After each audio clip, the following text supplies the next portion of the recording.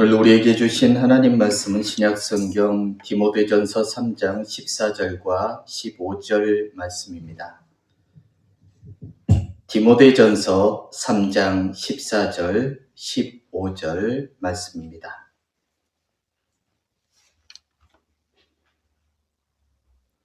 같이 한 목소리로 하나님의 말씀을 봉독하시겠습니다. 내가 속히 내게 가기를 바라나 이것을 내게 쓰는 것은 만일 내가 지체하면 너로 하여금 하나님의 집에서 어떻게 행하여야 할지를 알게 하려 함이니 이 집은 살아계신 하나님의 교회요 진리의 기둥과 터니라. 아멘.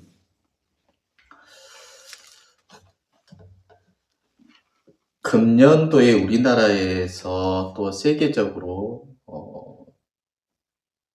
열풍을 일으킨 드라마가 있다면요. 폭삭 소가수다라는 그 드라마일 것입니다. 이 폭삭 소가수다라는 그 말이 제주도 방언인데 매우 수고하셨습니다라는 그런 의미를 가지고 있죠. 근데 이것을 이 폭삭 소가수다를 외국으로 이제 드라마를 수출할 때에 영어 제목을 이렇게 달아야 되는데 영어 제목을 어떻게 적었냐면요.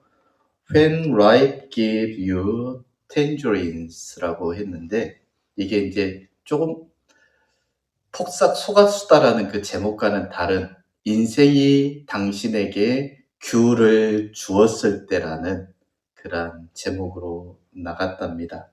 근데 이 말이 좀 의미가 있는 게 뭐냐면은 미국의 철학자인 엘버트 하버드가 남긴 말 중에 삶이 내게 레몬을 주거든 레모네이드를 만들어라는 그 말에서 유래가 되었는데 여기에 대해서 이제 아이유가 그 드라마의 주인공인 아이유가 우리가 인생이 나에게 청귤 먹지도 못한 시디신 청귤을 주면은 당신은 그 청귤을 가지고 청을 만들어라. 그런 의미로 해석을 했다라고 합니다. 그러니까 인생이 귤이나 레몬과 같은 먹지 못할 정도로 시고 뱉어야 될 정도로 시디신 고난을 준다라면은 그 고난 앞에서 넘어지지 말고 오히려 그것을 가지고 귤청을 만들어서 맛있게 먹는 방법, 레모네이드를 만들어서 여름에 시원하게 마실 수 있는 것을 만드는 사람이 되라는 그러한 의미죠. 그래서 그 드라마의 내용들을 보면은 삶의 고난을 갖고 태어난 여자아이, 애순인데 그 애순이가 어떻게 고난 가운데서 자라나고 그리고 남편과 함께 자식들을 키우면서 레몬과 같은 청귤과 같은 그의 삶을 레모네이드를 만들고 귤청을 만들어내고 있는가를 우리에게 보여주는 드라마입니다. 여기에 대한 반응들이 인터넷에 특히 유튜브에 나와 있는데 한국 사람들도 제 나이 또래나 그 이상 되신 분들 그 드라마를 보면서 그때의 삶을 떠올려가면서 훌쩍훌쩍 울거나 아예 통곡하는 사람도 있는데 외국인들도 이 드라마를 보면서 굉장히 감동을 받고 많은 눈물을 흘렸다고 합니다. 그래서 제가 그 드라마를 이렇게 보면서 좀 감명 깊었던 장면들을 몇 개를 말씀해 보려고 하는데요. 12화에서 보면은 이 금명이라는 딸과 아버지가 새벽에 일어나서 배를 타고 나아가서 해가 뜨는 것을 보는 그 장면입니다. 그 딸에게 아빠가 이렇게 이야기합니다. 해 보면은 기분이 좋아져. 맨날 이 시간에 아빠는 해를 보는데 해를 볼 때마다 아빠는 빌고 또 빌어. 맨날 그렇게 빌어. 그러자 딸이 이렇게 묻습니다. 해 뜨는 걸 맨날 봐. 맨날 이 시간에 나와 있어. 아빠는 더 자고 싶지 않아? 그러자 아빠가 그 딸에게 한 말이 감동입니다. 아빠가 덜 자면 니들이 더 잘까 싶고, 그리고 내 새끼들이 더 잘까 싶어서 나는 매일 이렇게 나온단다. 피곤하지만은 내 새끼들이 더 잘 수만 있다면은 내 눈이 떠져. 그 말 속에 하지 못하는 아빠의 마음이 들어있죠. 또 13화에서는 이렇게 이야기합니다. 금명아, 아빠는 항상 여기 있어. 숲 틀리면 빠꾸. 그러니까 언제나 아빠는 여기에 있을 테니까 너가 안 되면은 언제든지 돌아와도 아빠는 너를 안아줄게라는 그러한 의미겠죠. 그리고 그 딸 금명이가 결혼할 남자 충섭이를 데리고 오자 그 남자애가 마음에 들지 않았지만은 그 남자에게 이렇게 이야기합니다. 너는 네가 뭘 받아가는 줄 아냐? 내가 너에게 나의 천국을 준다. 그 딸에게서 아빠는 그렇게 힘들었지만은 그 딸에게서 천국을 느꼈던 것이죠. 자기의 천국을 이제 사이가 될 사람에게 주겠다라는 그러한 말이었습니다. 여러 가지 장면들이 생각이 나지만은 제가 좀 감명 깊게 그리고 문학적으로 좀 괜찮았던 장면들을 이렇게 떠올려 봤습니다. 저는 오늘 이 드라마 이야기를 장황하게 했는데 이 드라마를 통해서 그리고 오늘 성경 말씀을 통해서 우리의 교회를 한번 바라보려고 합니다. 본문에서는 교회에 대해서 살아계신 하나님의 교회요, 진리의 기둥과 터라고 그렇게 말씀하고 있거든요. 과연 교회는 하나님의 교회가 되어가고 있고 진리의 기둥과 터가 되어가고 있는가 살펴보자는 것입니다. 말씀을 통해서 또 오늘 제가 소개드린 이 드라마를 통해서요. 드라마를 통해서도 우리는 느낄 수 있는 것, 배울 수 있는 것들이 충분히 또 있거든요.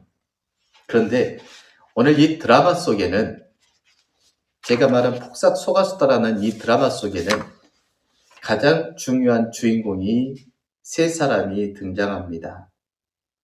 애순이라고 하는 엄마, 어릴 적부터 봤던 엄마, 그리고 아빠인 관식이, 그리고 그의 딸인 금명이.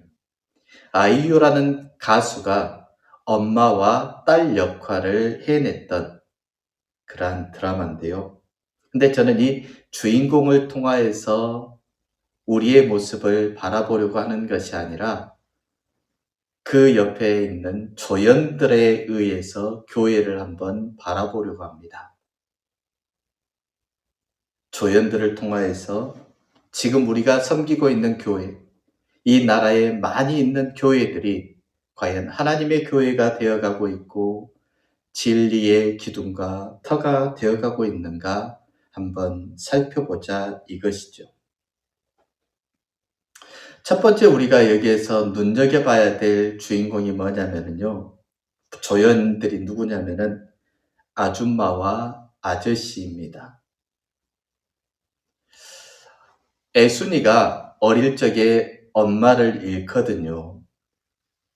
아주 어릴 적에 엄마를 잃고 친척들 손에 의해서 키워집니다.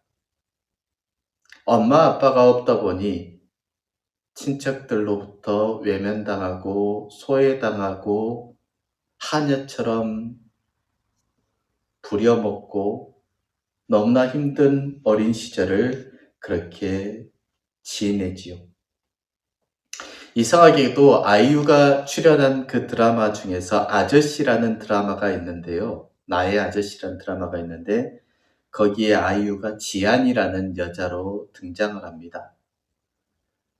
살인 누명을 쓰고 살인을 했지만은 정당방위로 인정받았지만 살인을 했다라는 그 소문 때문에 회사 생활을 제대로 해내지 못하는 그 지안이라는 여자아이를 이성균, 지금은 고인이 된 이성균이라는 배우가 아저씨가 되어서 그 아이를 훌륭한 사회인이 될 수 있도록 이끌어주는 그 드라마입니다. 반대로 오늘 폭삭 속았수다에 나오는 이 애순이는 어릴 적 엄마를 잃고 아빠를 잃고 혼자가 돼버렸을 때 작은아버지 손에서 자라고 있는 그 어린 애순이를 온갖 구박을 받고 눈칫밥을 먹어대던 그 아이를 감싸주던 사람들이 해녀 아줌마들이었습니다. 엄마를 기억하는 그 해녀 아줌마들은 혼자가 돼버린 어린 애순이를 격려하고 응원하면서 그들은 그 애순이를 키워냅니다. 20대 후반에 세상을 떠난 엄마를 대신해서 어린 예순이의 곁을 지켜준 그 아저씨와 아줌마들.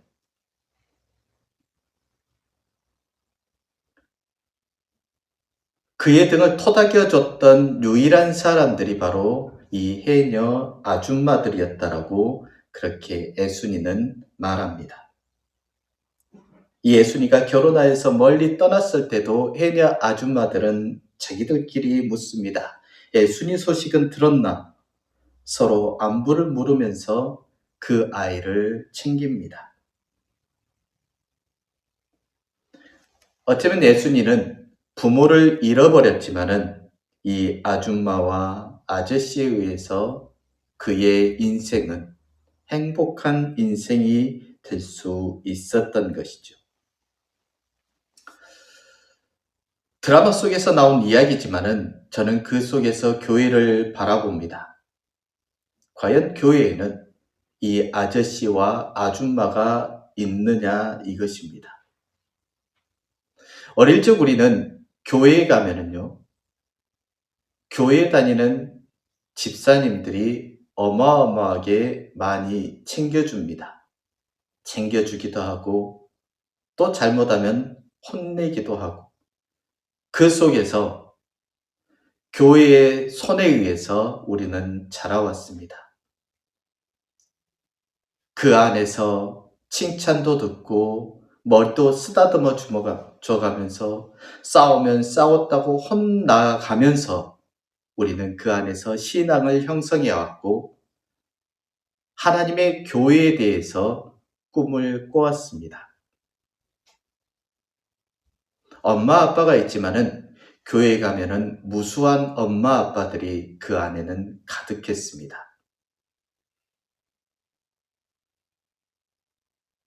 그런데 지금의 교회는 어떨까요? 그 안에는 교회의 아줌마와 아저씨들이 사라져 버렸습니다. 누구 하나 교회 안에서 아이들에게 관심을 갖는 사람들이 없습니다. 울고 있어도 아파 있어도 관심을 갖는 사람들이 없습니다. 그 아이가 교회에 안 나오면은 왜 안 나왔는지 관심을 가진 사람들도 없습니다. 교회가 적어도 하나님의 교회요, 진리의 기둥과 터라고 그렇게 이야기를 하지만은 막상 교회는 그런 아줌마와 아저씨가 사라져버리고 교회는 이제 모르는 사람들, 모르는 척하는 사람들만 다니는 곳이 되고 말았다라는 것입니다. 내 자식 아니면은 관심이 없는 세상이 되어버렸을 때 교회마저도 그렇게 변해버렸죠. 애순이의 소식을 물어주는 아줌마 아저씨들이 사라져버린 교회. 사회 속에서 온갖 손가락질 받으면서 살인자라고 아무것도 하지 못하게 만들어버린 그 여자아이에게 최선을 다해서 사회생활에 성공할 수 있도록 도와주는 그 아저씨가 사라져버린 그 교회. 그 아저씨와 아줌마가 사라져버리자 하나님의 교회요, 진리의 기둥과 터인 교회는 사라져버리고 말았습니다. 그리고 그 사라져버린 아줌마와 아저씨를 대신해서 새로운 두 명의 등장인물이 교회 안에 나타납니다. 두 번째로 살펴볼 사람이 바로 부상길입니다. 이 부상길이라는 사람이 누구냐면은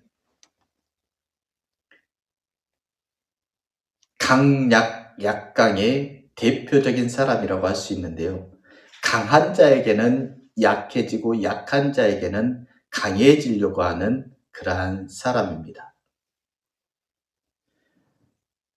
그가 제일 많이 했던 말이 학시입니다. 사람을 위협하듯이 손을 들어대서 치려는 듯 내뱉는 말이 학시입니다.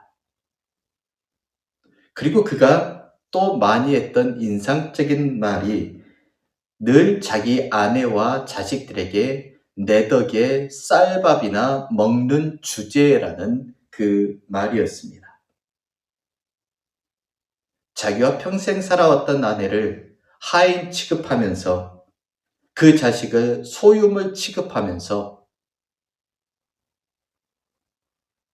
온갖 악한 말들은 다 했던 그 사람이 바로 부상길입니다. 그 부상길에게는 꿈이 있었습니다. 어촌계 계장이 되는 꿈이었습니다. 계장이 되려고 하는데 거기에 애순이가 나도 계장하고 싶다라고 나옵니다. 이제 경쟁 아닌 경쟁이 돼버렸죠. 애순이는 앞에서도 말했듯이 엄마 아빠가 없는 천의 고아처럼 자라면서 천덕꾸러기로 자라왔던 사람이 이제 어른이 되어서 계장이 되려고 하는 것이죠. 거기에 대해서 이 부상길이는 뭐라고 하냐면은 저 집구석 피 자체가 발랑 까졌다라고 인신공격을 합니다. 우리 딸 이름은 현숙이, 정숙이 아니냐. 이름도 이렇게 현숙하고 정숙하게 지어놨는데 저 집 봐라. 저 집은 발랑 까진 피, 그 피를 물려받은 집구석이 아니냐. 그런데 실상 그 사람은 자기는 정숙하고 현숙한 집안을 거느리고 있다라고 생각했는데 결국 이 부상길이라는 사람은 무엇을 하냐면은 다른 여자와 눈 맞아서 발가락을 그 여자의 발을 만져주다가 동네 사람들에게 걸립니다. 자기가 이렇게 살아왔어도 내 딸 이름은 현숙이랑 정숙인데 이렇게 잘 키워냈으니까 나는 이렇게 윤리적이고 도덕적으로 완벽한 사람이고 저 애순이란 사람은 천의 고아요. 정말 피 자체도 천한 피를 가지고 난 사람이다라고 그렇게 이야기를 했는데 막상 들춰보니 그 부상길이란 사람의 죄도 더 크다라는 것입니다. 이렇듯 부상길은 남을 짓밟고 남을 천대하면서 자기가 높아지려는 전형적인 사람이 바로 이 부상길입니다. 결국은 훗날에 자식들에게도 대접을 받지 못한 채 이혼을 하고 그렇게 쓸쓸한 모습만 보여지고 있죠.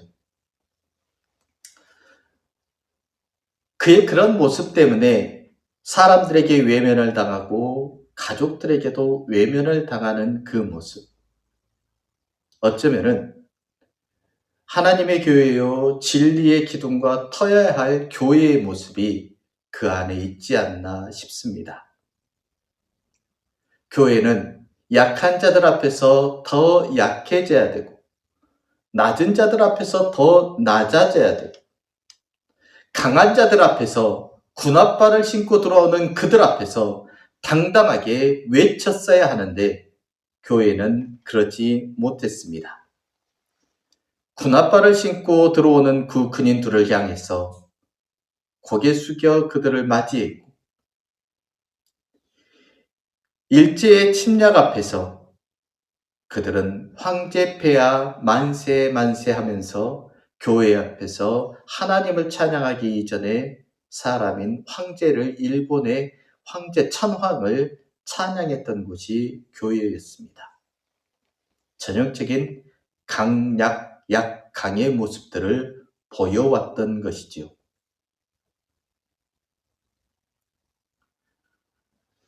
그러면서도 세상에는 오히려 더 큰 소리를 칩니다.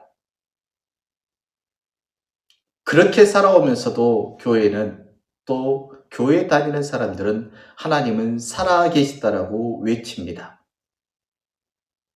그러나 부산길이 결국 그 일로 인하여서 사람들에게, 자식들에게 외면당해 온 것처럼 진리의 기둥과 터여야 될 교회는 그렇게 세상 사람들에게 외면을 당하고 쓸쓸한 모습이 비춰지고 있다라는 것입니다. 그래서 우리는 강약, 약강의 모습을 버릴 수 있어야 합니다. 교회가 진리의 기둥과 터가 되기 위해서, 하나님의 교회가 되기 위해서는 약한 자 앞에서, 없는 자 앞에서 더 엎드릴 수 있는 겸손이, 강한 척하며 총칼을 휘두르는 자 앞에서 가슴을 내밀며 십자가를 내밀며 저항할 수 있는 그 강함이 교회 안에는 회복되어져야 한다는 것이죠. 그렇게 해야지 교회는 진리의 기둥과 터가 될 수 있다는 것입니다. 마지막 세 번째 나타난 이 조연이 누구냐면은 바로 윤부용이라는 사람입니다. 윤부용. 애순이의 딸이 금명인데요.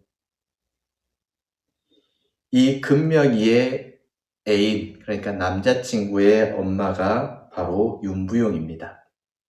그런데 이 윤부용은 자기 며느리가 될 금명이를 탐탁지 않게 여깁니다. 머리가 좋아서 서울대까지 갔고 일본에 유학까지 다녀왔는데 자기 아들은 검사가 곧 될 사람이라는 그 이유만으로, 그리고 금명이네가 가난하다라는 이유만으로 며느리가 될지도 모를 이 금명이를 무시합니다. 사람을 외모로 평가하고 돈의 유무가 그 사람의 인격의 유무로 판단을 하고 말았던 것이죠. 매사에 자기 아들을 이렇게 내세우는 것은 좋지만은 남을 무시하고 그 아들이 가장 사랑하는 여인과 그 가족까지 무시해 가면서 자기와 자기 아들을 높이려고 하는 그 태도를 보면서 저는 오늘의 교회를 또 바라보게 되었습니다. 오늘의 교회는 과연 올바른 길을 걷고 있느냐, 그것입니다.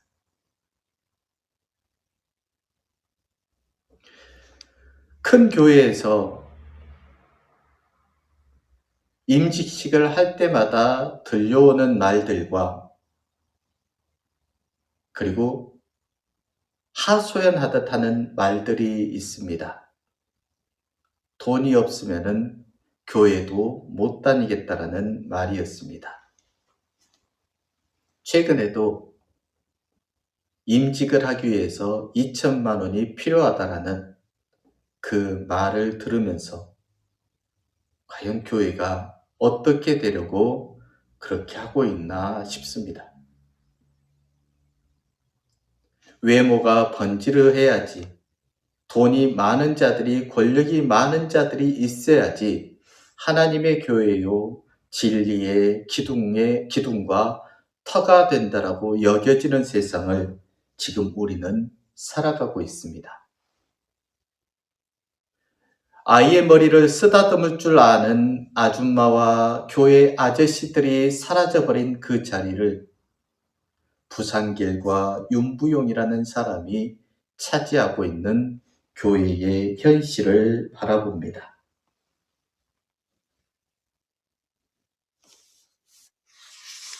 돈과 권력이 있는 자를 대접해주는 그러한 교회. 그리고 그것을 하나님의 진리의 기둥과 터라고 말할 수 있는 그 교회. 결국 그 교회는 많은 사람들에게 외면을 당하고 쓸쓸한 말년을 보내게 될 것이 뻔하기 때문입니다.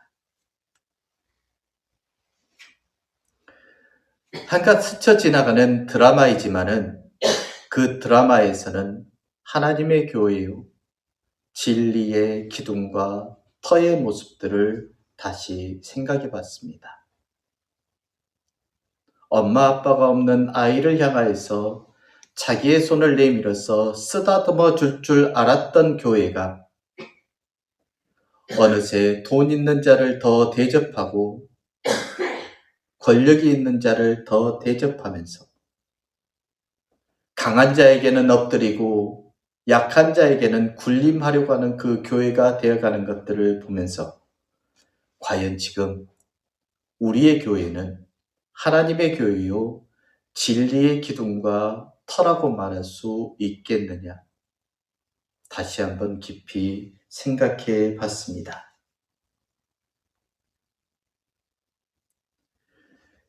디모데전서 오늘 본문에서 디모데에게 바울은 이렇게 이야기합니다.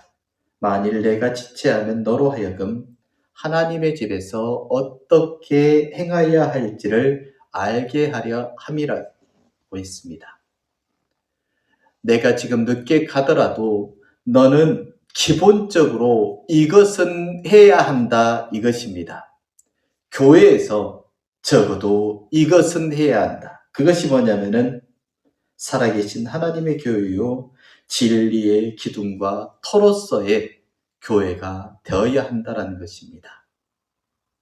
예수 그리스도께서 다시 오실 때에 우리에게 분부하신 명령이 그것입니다. 내가 다시 올 때까지 너희는 교회를 하나님의 교회요 진리의 기둥과 터로서 교회를 만들어 내라는 것입니다. 과연 우리는 하나님의 교회를 만들고 있는지 아니면 사람의 교회를 만들고 있는지 진리의 기둥과 터로서 교회를 만들고 있는지 돈과 권세로 교회를 만들고 있는지 우리는 우리 자신을 돌아보면서 예수 그리스도의 다시 오심을 기억하여 하나님의 교회요 진리의 기둥과 터로서의 교회를 만들어 나가는데 온 힘을 다할 수 있는 디모데와 같은 믿음으로 달려갈 수 있게 되기를 주님의 이름으로 부탁드립니다. 기도하겠습니다. 하나님, 교회가 하나님의 교회이자 진리의 기둥과 터가 되어야 할 터인데 오히려 사람들에게 상처를 주고 원망을 듣는 것이 되어버린 지금의 현실 속에서 하나님께서 다시 우리를 통해 하나님의 교회와 진리의 기둥과 터를 일구게 하여 주실 새로운 사명을 주심을 감사드립니다.